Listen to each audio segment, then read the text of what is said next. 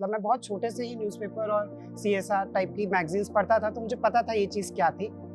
लेकिन बहुत टफ थी, डर लगता था मुझे। फिर ये यूपीएससी ऐसी जर्नी थी कि इसमें पढ़ने से नहीं होगा, पढ़ना तो मतलब मेहनत तो गधा भी कर लेता है, अपने आप बोलते हैं। जी सर, ये पूरी जर्नी की जो एक सक्सेस है, वो भी मेरा फेलियर है, और जो मेरा लॉस हो गया, वो भी मेरा फेलियर है। 25 क्वेश्चन पर घंटे के हिसाब से मैं 4 घंटे में उसे लिखूँगा।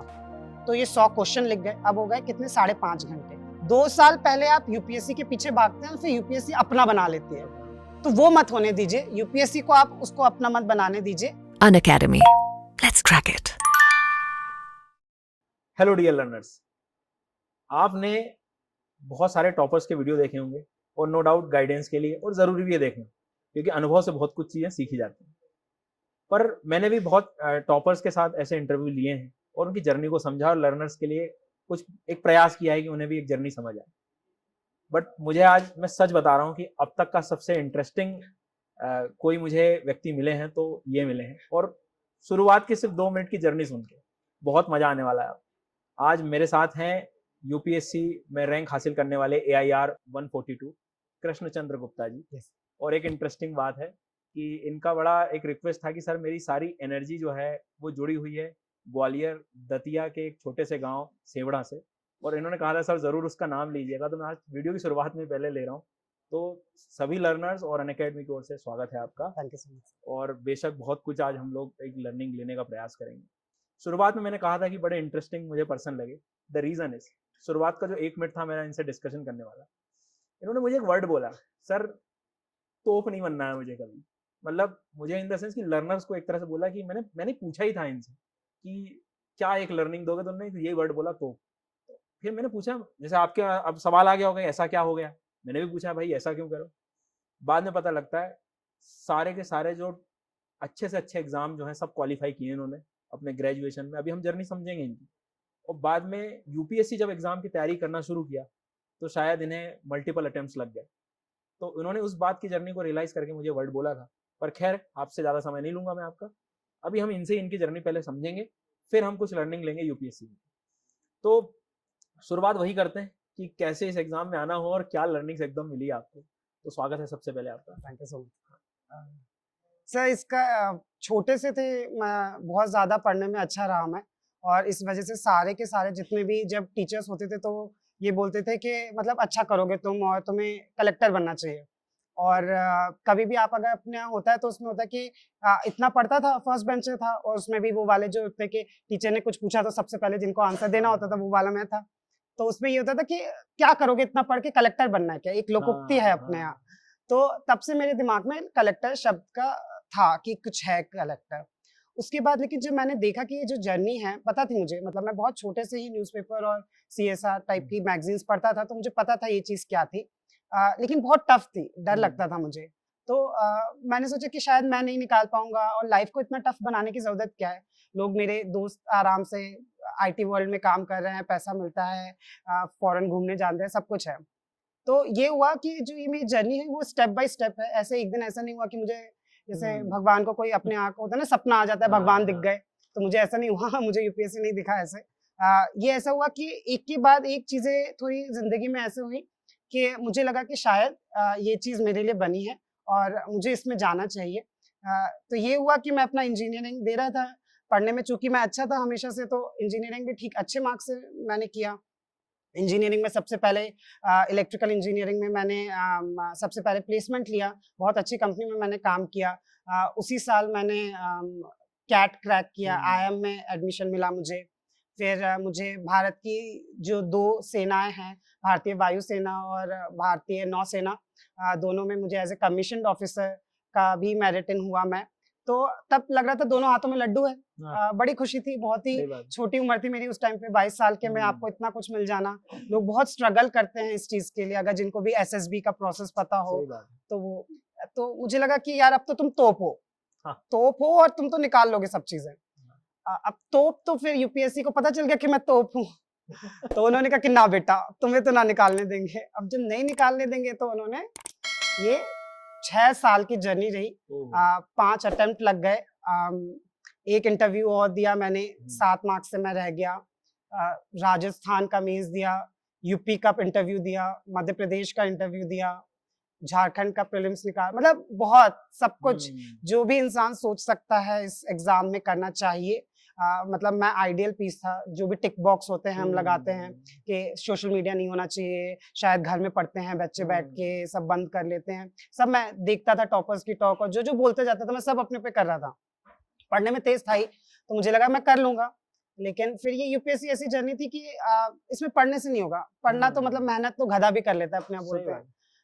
स्ट्रैटेजी चाहिए, बहुत सारी चीजें काम करनी चाहिए, मतलब आपके सातों ग्रह एक लाइन में होने चाहिए, तब यूपीएससी की आपकी तपस्या पूरी होगी और यूपीएससी फल रूपी स्वरूप आपको ये मिलेगा। तो ये होता है, लेकिन हाँ ये जर्नी थोड़ी लंबी खिंच गई, डिफिकल्टी थी, और बस जर्नी कारवां बढ़ता गया, मुसाफिर मिलते गए वाली बात हो गई है। नहीं, लेकिन एक बात कितनी ऑब्जर्व करने वाली है कि आपकी इस जर्नी से मैं उन सभी लर्नर्स को एक राह हम लोग दिखा सकते हैं कि भाई तुम्हें यदि करना है तो तुम इतनी जल्दी तो हार मत मानो। चलो ठीक है, लक फैक्टर काम करता है, बट एक बात ये भी तो है कि आपको हार इतनी जल्दी यदि मानना नहीं, मतलब आपके मन में है करना है तो फिर एक बार कर लो, ताकि लाइफ में पीछे फिर मुड़ के देखो तो ये ना हो कि मैंने प्रयास नहीं किया। तो एक सबसे बड़ी जो लर्निंग है कि तुम 5-6 साल ये यदि रुके हो, क्या माइंडसेट लेके बैठे होंगे। और एक ऐसा व्यक्ति देखो, मतलब मेरा अनुभव ये कहता है कि जब आप चीजें अचीव कर रहे होते हो ना, उस दौर में आप बैठ नहीं सकते, वो बहुत कठिन है। एक तो ये है कि कुछ अचीव नहीं कर पा रहे हो और फिर करने की इच्छा एक अलग चीज होती है, लेकिन आप एक बेहतर जगह पे हो, सब कुछ हो, आपको एक आदत लग जाती है चीजों में पहुंचने की, और उसमें भी आप 6 बार रुके हैं। तो वो जो माइंडसेट को मैं समझना चाह रहा हूँ कि आज यदि सबसे बड़ी लर्निंग हम दोनों को देनी है, तो मैं आपसे बस यही चाह रहा हूँ कि आप लर्नर को ये बता जाओ कि यार देखो, तुम्हें यदि करना है, निकालना है, तो क्या चीजें एक्चुअल में काम करेंगी। क्योंकि लोग कहते हैं ना, गलतियों से सीखा जा सकता है। शायद आप अपनी कुछ बेसिक गलतियां भी बच्चों को बता दोगे जो काम नहीं करी, तो मुझे लगता है कि बहुत आसान हो जाएगी। जी सर, ये पूरी जर्नी की जो एक सक्सेस है वो भी मेरा फेलियर है, हाँ। और जो मेरा लॉस हो गया वो भी मेरा फेलियर है। बहुत सारी चीजें सिखा गया ये फेलियर, और इस वजह से मैं जरूर चाहूंगा जो मैंने गलतियां की वो लोग ना करें। एक तो सबसे पहले क्या होता है कि जो मैं शायद सभी तबके के तो विद्यार्थियों से नहीं कह पाऊँगा, लेकिन हाँ, जो शायद थोड़े एवरेज रहे अपनी स्टडीज़ में, अपने स्कूलिंग में, तो जिनको लगता है कि ये एग्ज़ाम उनके लिए है, तो आप ये मत सोचिए कि शायद मतलब इट्स अ इक्वलाइज़र, हर कोई इंसान एक ही जगह पे खड़ा है, बहुत लोग देते हैं, तो शायद आप अपने स्कूल में होंगे तोप, लेकिन हर जगह तोप नहीं हो सकते। और इसीलिए ये चीज़ कहिए कि बहुत ही हम्बल होके कि क्या मुझे पढ़ना है, क्या नहीं पढ़ना है, वो देखिए। ये मत सोचिए कि जो लोग डबल मेहनत करते हैं वो नहीं। इसमें मेहनत चाहिए, जो जितनी सब कर रहे हैं उतना आपको भी चाहिए, लेकिन एक स्ट्रैटेजी चाहिए। जैसे एग्ज़ाम्पल है, जैसे अर्जुन इतना अच्छा कर लेते थे, लेकिन उधर पे जब महाभारत की बात आई तो उनके से तो धनुष भी नहीं उठा, तो उनको कृष्ण की ज़रूरत थी। तो इस कृष्ण को भी फिर कृष्ण की ज़रूरत पड़ती है, और फिर वो गुरु रूपी लोगों में मिल जाते हैं हमें। तो ये है कि आप अपने गुरुओं को सही चुनिए और अपनी स्ट्रैटेजी कीजिए, और डरिए मत।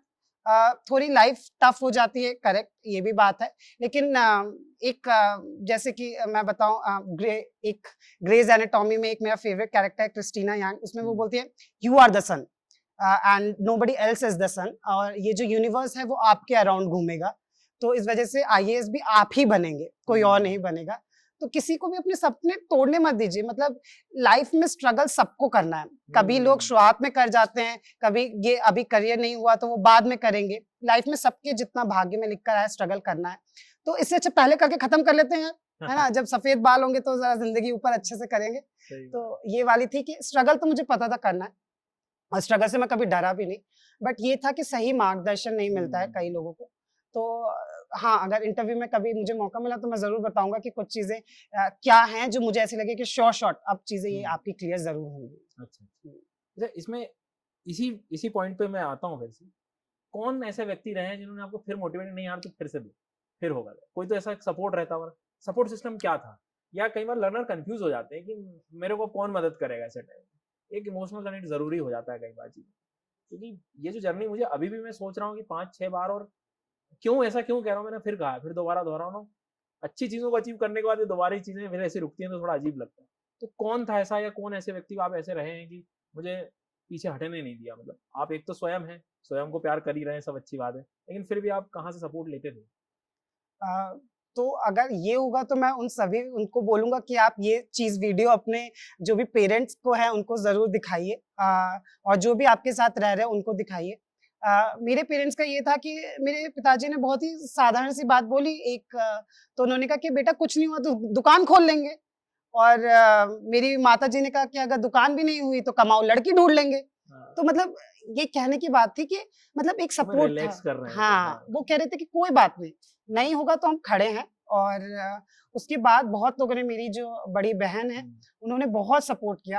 हुँ, मतलब मैं तो ये बोलते ही बहुत ज़्यादा भावुक हो जाता हूँ, लेकिन मतलब जितना मैं शायद पूरे दिन पढ़ रहा होता हूँ, तो मुझे जब मैं एक मोमेंट होता है शाम को या रात को, कभी जब मन में आ जाती है कि इतना हो गया है और उम्र निकलती चली जा रही है, तो शायद मुझे दुःख होता है। तो हुँ, पूरे दिन में 1 बार 2 घंटे, लेकिन एक जो आपका सपोर्ट सिस्टम है, उसे कंटीन्यूअसली दुःख हो रहा है। उसको पता है, शायद उसको तो इतनी नॉलेज भी नहीं आप क्या कर रहे हैं, उसको लोगों की बातें सुनने को मिल रही हैं और ये करने में, और उसके बावजूद वो लोग खड़े हैं। शायद दोस्त भी होंगे, वो 1 दिन बात करेंगे, 4 हुँ, महीने में 1 बार बात करेंगे, साल में 1 बार बात करेंगे, लेकिन जो आपका परिवार होता है, वो खड़ा रहेगा। जिस दिन भी आपको ऐसा लगेगा कि वो, उनको लग रहा है कि आप भावुक हो रहे हैं, तो हुँ, एक जोक सुना देगा। जब सही बात। उनको लग रहा है कि आप शायद ज़्यादा लग रहा है, आप ऊँचाई पे जा रहे हो, तो आपको वो हुँ, खींच के ज़मीन पे खींच भी लाते लेकर हैं, आ जाएँगे। सही बात। तो मुझे लगता है ना, परिवार का हमेशा साथ रखना चाहिए, क्योंकि ये जो एग्ज़ाम है इतना टफ है, तो ये it's not a one man fight नहीं है ये। सही इट्स बात। टेक अ विलेज, पूरा गाँव लग हुँ, जाता है इसको बनने में, हाँ, और इसीलिए शायद कहते हैं कि एक इंसान आईएएस नहीं बनता, पूरा परिवार आईएएस बन जाता है, सही कह रहे हो, तो सही कह रहे हो। इसीलिए। वो उसका कुछ लोग गलत मीनिंग निकाले, पर असली मीनिंग हाँ, ये नहीं, है। असली मीनिंग ये है हाँ, कि पूरा परिवार की, बहुत लोगों की मेहनत लग जाती है, बहुत सपोर्ट करना पड़ता है। प्रार्थनाएँ लग हाँ, जाती हैं। प्रार्थनाएँ लग जाती हैं, कितनी मतलब कि सही ये बात। तो बहुत ही वैसी बात हो जाएगी, लेकिन कहाँ-कहाँ नहीं माथा हाँ, टेका हाँ। गया है मेरे परिवार में। नाइस, तो ये नाइस। है। चलिए थोड़ा एग्ज़ाम की स्ट्रैटेजी पे आते हैं हम लोग। हुँ, तो न्यूज़पेपर का जैसा एक बहुत मतलब जैसे लर्नर शुरू करते हैं, तो आपको क्या लगता है कि सब चीज़ें पढ़ें, सब न्यूज़पेपर पढ़ें, या क्या बेसिक स्ट्रैटेजी रखी करंट अफेयर्स की आपने? एटलीस्ट जो काम कर गई आपके लिए, क्योंकि आपने एक लंबा समय जिया है, तो उसमें आप ये चीज़ भी देख सकते हो कि यार ये चीज़ तो काम नहीं आई मुझे, आखिरकार अंत में यही सब कुछ करना पड़ा। तो ऐसा क्या लगा आपको कि मतलब जो एक लर्नर इंडिया में कहीं भी बैठा हो, जो नहीं जा सकता बड़े शहर, नहीं खर्च कर सकता वैसे, तो क्या लगता है आपको इसमें? हाँ सर। जैसे आप सभी लोगों ने, या सभी लोगों को पता है कि न्यूज़पेपर बहुत इम्पोर्टेंट होता है, और बहुत लोगों ने बोल भी चुके हैं इसको, और इसीलिए इम्पोर्टेंट होता है वो, ताकि आप जो भी पढ़ रहे हैं उसको कनेक्ट कर पाएँ कि आपके आजू-बाजू चीज़ें क्या हो रही हैं। उससे ज़्यादा न्यूज़पेपर की कोई अहमियत हुँ, नहीं है। अब रही बात, लोग बोलते हैं कि न्यूज़पेपर से नोट्स बनाएँ, ये हुँ। भी मैंने किया है न्यूज़पेपर के नोट, और वो रद्दी में गए हैं पूरे नोट्स। तो इस वजह से ये देखिए कि आप एक नोट्स बनाएँगे, एक पर्सन बना रहा है करंट अफेयर के नोट्स। हुँ, और अगर आप किसी भी कोचिंग में जाके देखते हैं, तो वहाँ पे एक पूरी टीम होती है जो रिसर्च हुँ, करती है, वो करती है। तो इस एग्ज़ामिनेशन में ये चीज़ ध्यान दीजिए कि आप जो कॉन्संट्रेट कर रहे हैं, वो पढ़ने पे कॉन्संट्रेट करें, रादर देन इन सब चीज़ों पे, जो हुँ, लॉजिस्टिक है वो उस पे ना करें। तो मैंने ये चीज़ में बहुत श्योर था, तो इस वज़ह से मैं न्यूज़पेपर को 1 घंटे से ज़्यादा देता ही नहीं। चाहे हुँ, कुछ भी हो जाए, 1 घंटे से ज़्यादा, कई बार होता है कि लोगों को मज़ा आने लगता है न्यूज़पेपर पढ़ने में। हुँ। वो एडिटोरियल पढ़ रहे हैं, एक-एक लाइन पढ़ रहे हैं, इवन खाने की बात आ गई तो हाइलाइट कर उसको रहे भी हैं। पढ़ रहे हैं, हाइलाइट करें। मज़ा मत कीजिए इस एग्ज़ाम में, मतलब इट्स अ हाँ, एग्ज़ाम, उसको खत्म कीजिए, लाइफ़ में मज़ा कीजिए। एग्ज़ाम हाँ। मज़ा मत करने लगिए। तो ये कीजिए, उसके बाद मैं करंट अफ़ेयर के बारे में बताता हूँ कि सभी लोग कोई ना कोई कोचिंग की एक करंट अफ़ेयर हुँ, मंथली मैगज़ीन पढ़ते हैं। मैं क्या करता था, मैंने जब भी उसे पढ़ा, तो जो उसके फर्स्ट पन्ने होते हैं, वो लगभग सफ़ेद होते हैं, आप उसमें हुँ, कुछ भी लिख सकते हैं।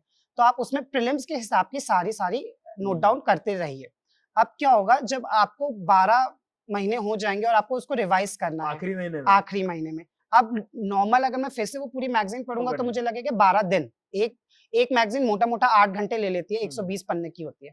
लेकिन अब अगर ये मेरे पास स्ट्रैटेजी जो मैंने की है, तो मुझे कितने लगेंगे, 12 घंटे। घंटे। क्योंकि 1 घंटे में मैं वो 2 पेपर हैं, उनको मैं रिवाइज़ कर जाऊँगा, और इसमें यूपीएससी में ये होता है कि कितनी बार, इट्स नॉट कि आपने एक बार पढ़ के तो याद कभी रहेगा नहीं, नहीं, नहीं। कितनी बार किया। अब मैं जो बच्चा 12 घंटे, 12 दिन में 12 मैगज़ीन पढ़ेगा एक-एक बार, मैं उन्हें 12 दिन में 12 बार पर डे अगर पढ़ लूँगा, तो वो हुँ, मेरी करंट अफ़ेयर कहाँ ही पहुँच जाएगा। सही बात। और फिर दूसरी चीज़ हमेशा याद रखिए कि आप चाहे कुछ भी पढ़ लीजिए, उससे सबसे ज़्यादा इम्पोर्टेंट है उसको क्वेश्चन फॉर्मेट में आपने देखा है कि नहीं देखा है। तो हुँ, बहुत इम्पोर्टेंट है कि आप उसको क्वेश्चन फॉर्मेट में देखिए और तब सॉल्व कीजिए। सही बात। तो मैं ये करता था कि मैंने सुना था कि 10,000 क्वेश्चन करने होते हैं प्रीलिम्स से पहले। हाँ सही तो और मैं ये बताता हूँ, ये श्योर शॉट टेक्निक है, प्रीलिम्स होता ही है। अगर जिसने भी इसको किया है, कुछ नहीं करना है आपको। अलग अलग कोचिंग्स के अनअकैडमी के कॉम्बैट होता है, और उनमें ये क्विजेस भी काफी होते किए हैं हैं। आपने मैंने मतलब। बहुत किए हैं, हाँ, बहुत ज्यादा एक किए वो हैं। कॉम्पीट वाला भी आप बता रहे जी थे। जी जी।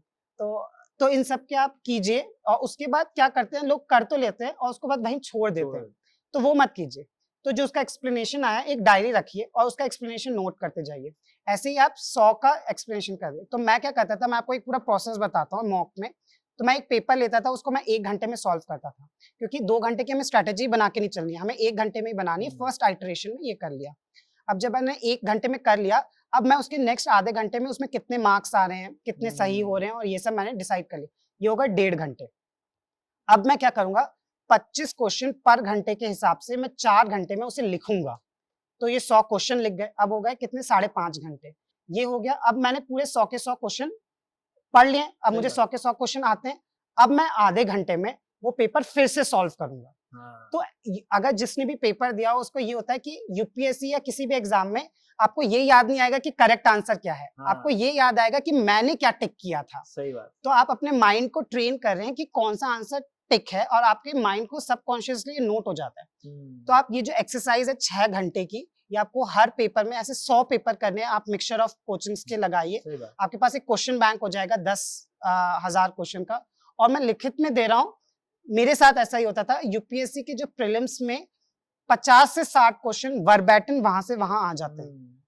मतलब वो तो सीधी कहानी है, आप जो वहाँ गलती करने वाले हो पहले ही कर चुके हो। वो पूरी कर चुका हूँ मैं, और उसको मैं सुधार भी चुका हूँ। मैं सबकॉन्शियसली अपने आप को बता रहा हूँ कि नहीं, मुझे टिक ये करना है, मैं आंसर तो रट भी नहीं रहा हूँ। और फिर और इसी जो आपकी डायरी बन जाए, पेपर रखते जाओ साइड। अब ये डायरी बन गई, इस डायरी को 3 बार रिवाइज कर लो, बस हो गया। डायरी ऑफ मिस्टेक्स जो थी वो होगी भाई। प्रीलिम्स निकलेगा ही निकलेगा सर, एकदम निकलता है। नहीं सही कह रहे हो, ये बहुत गजब की स्ट्रेटेजी है। लेकिन जितना आसानी से आपने घंटे गिनाए हैं, यही तो सब काउंट होके इकट्ठा हुआ है। क्योंकि देखो क्या है, अच्छा तरीका है, बहुत बढ़िया है, पर खेल यही तो है कि इसको आप कितना कंसिस्टेंट रख पाए। आंकड़ा सुनने में बहुत अच्छा लग रहा है 10,000, और पुराने बहुत सारे वीडियोस में मेरे द्वारा भी शब्द निकले हैं।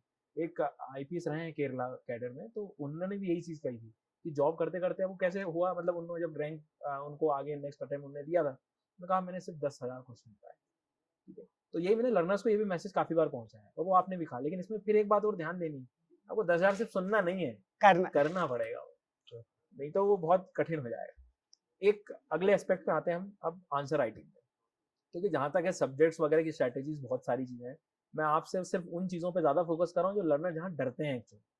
अब आंसर राइटिंग की जैसे बात होती है, फिर से मैं एक बार फिर पूछना चाहूंगा कि आंसर राइटिंग को आप किस नजरिए से देखते हैं, क्या उसका इंपॉर्टेंस है, कब शुरू करना चाहिए, और जब डर लगता है पहले आंसर लिखने में, तो उस डर को कैसे मिटाओगे आप? मतलब आप हो सके तो फिर वही 10-15 मिनट सेकंड लीजिए, याद करिए अपने पहले आंसर को, और मुझे वो अनुभव देखना है आपका कि आपने कैसे उसको बीट किया। सर एक लाइन है, डर के आगे जीत है। तो बस यही लेके चलिए कि डर लगेगा, बहुत ही स्वाभाविक है, सबको डर लगता है। लेकिन जैसे कि क्योंकि करना ही है, और कोई ऑप्शन विकल्प ही नहीं है ना हमारे पास, तो आपको लिखना तो है ही। जब और फिर डरने से तो कोई मतलब होगा नहीं, तो इस वजह से करना स्टार्ट कीजिए। अब पहली बार कैसे किया जाए, तो पहली बार ऐसे किया जाए कि एक साथ में किसी मित्र बंधु को बिठा लो, उससे बोलो यार तू भी लिख और मैं भी लिखता हूँ। अब जब 2 लोग लिखेंगे तो आपको एक पता चलेगा कि उनकी दोनों की कितनी नॉलेज है और कितनी नहीं है।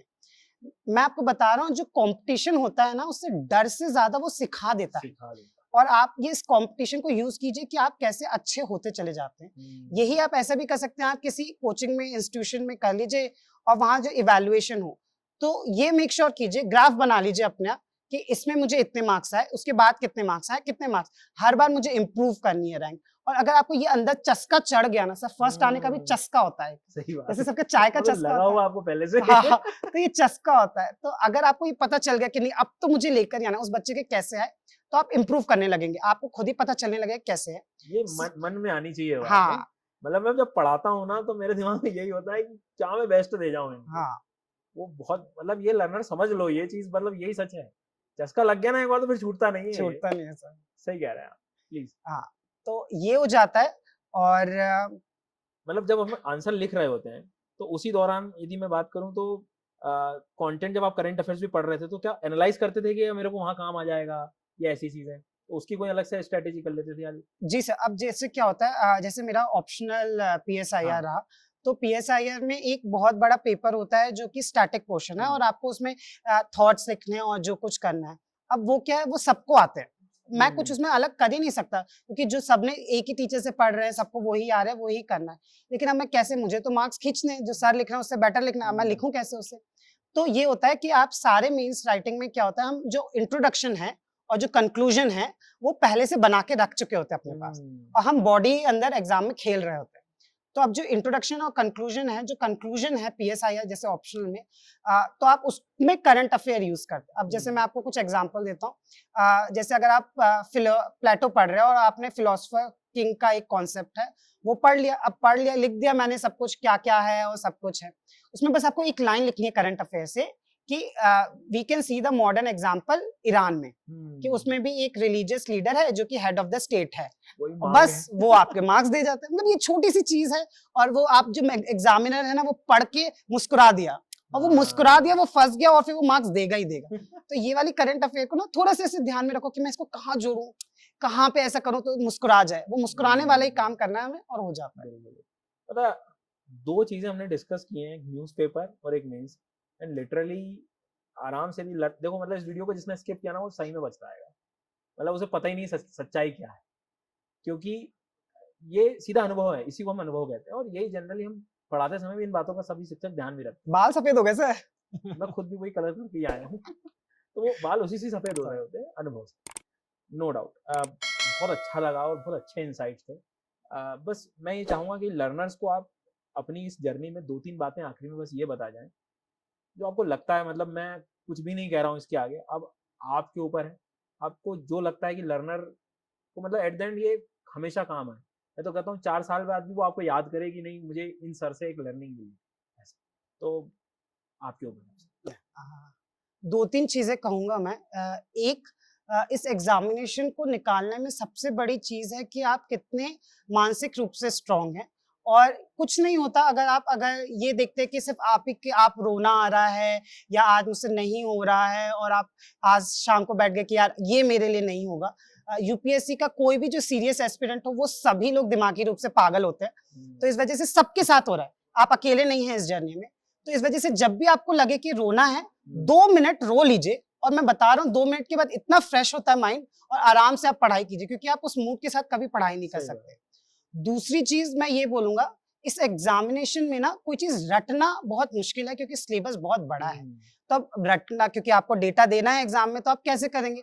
तो उसके लिए है कि मैं उस डेटा को अपनी आंखों के सामने से बार बार करूं। तो प्रीलिम्स में भी यही है, जितने ज्यादा क्वेश्चन करेंगे उतने ज्यादा उस एक्चुअल एग्जाम में फंसेंगे और उतने आपके सही होंगे। मेंस में भी यही है, आप जितने ज्यादा क्वेश्चन करेंगे उतने ही एक्चुअल एग्जाम में फंसेंगे, उसमें होगा। मॉक में भी, इंटरव्यू में यही है कि जितने ज्यादा आप मॉक करेंगे और वो वहां पे फंसेंगे और आप वो कर लेंगे। तो एक तो प्रैक्टिस कीजिए। थर्डली, ये शायद मैं यूपीएससी के जो लोग हैं उनको ना बोलूंगा और जो उनके साथ वाले ग्रुप को बोलूंगा फिर से, क्योंकि कई बार होता है कि बच्चा हिम्मत कर जाता है और कि मैं यूपीएससी लड़ लूंगा, लेकिन जो साथ वाले होते हैं पेरेंट्स को डर लग जाता है कि अरे मेरे बेटे की शादी कब होगी, कमा ले, सेटल हो जाए। तो उन पेरेंट्स को ये समझना चाहिए कि आप शायद जिस स्ट्रगल से अपनी जिंदगी में गुजरे, उस स्ट्रगल का फलस्वरूप ये है कि आपका बच्चा वो स्ट्रगल नहीं करेगा। वो इतना प्रिविलेज इनफ है कि वो आज पढ़ाई पे कंसंट्रेट कर सकता है, तो इसलिए आप उसको सपोर्ट कीजिए। बच्चे को एक बार सपोर्ट मिल जाता है, जब पौधे को एक सपोर्ट मिलता है तो उसे वृक्ष बनने में टाइम नहीं लगता है और वो बच्चा बढ़ेगा ही।